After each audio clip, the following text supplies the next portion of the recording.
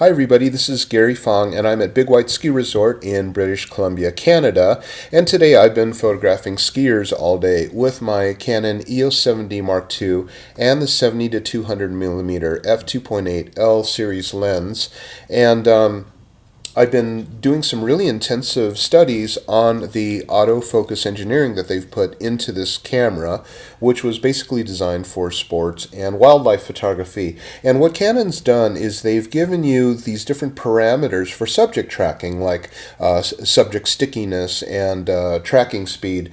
And what they've done is they've given you the ability to change all of that, but they've separated them into example cases. And in those cases, they give you examples like for motorsports, you would use case 4. Same thing like here when you're shooting skiing, you would use case 4. Now, when I first did my tests with my new EOS7D Mkii, it was quite nerve-wracking because I wasn't able to even get 8 frames per second. And when I went to the Canon manual, I used the conditions that they set in order to achieve the approximate 10 frames per second, thinking that that would be the issue. And those conditions are that the shutter speed has to be at least 1/1000th of a second, the aperture has to be completely wide open, and the EOS intelligent tracking has to be turned off, as well as anti-flickering turned off. And when I did those tests, I still came in at under 8 frames per second. So today I went out and in shooting the skiers, I found, I did a video recording at 24 frames per second to count out and listen to the actuations so that we could see how many frames can we, how long does it take to shoot 10 frames per second.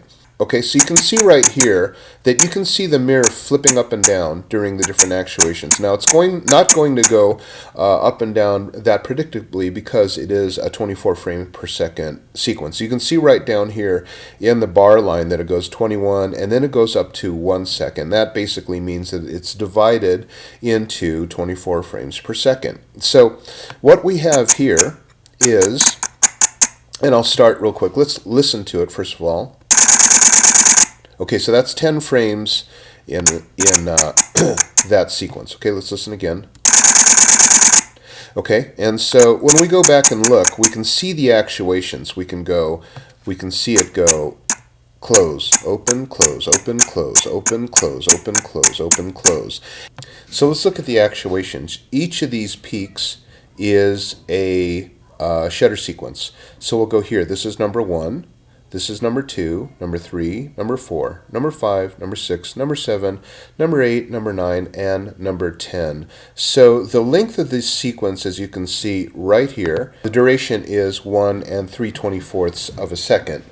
So let's go ahead and get the calculator out, and let's divide 3 by 24, and that is 0.125. Okay, so we have 1.125 seconds to do 10 frames. Let's go 10 divided by 1.125 is equal to 8.88, roughly rounds up to 8.9 frames per second. So that's an improvement. That's a full frame per second than we had previously tested. I'm going to be doing and sharing with you a very, very intense study of this camera and its tracking capabilities. How accurate is it in sticking to a subject when items crisscross in front and things like that. Okay, so sure to stay tuned and subscribe by clicking here to my YouTube channel, and also visit GaryFong.com, where we go into really in-depth analysis of the newest equipment technologies to help you unleash the power of your new and advanced and sophisticated camera. Thanks for watching. Bye.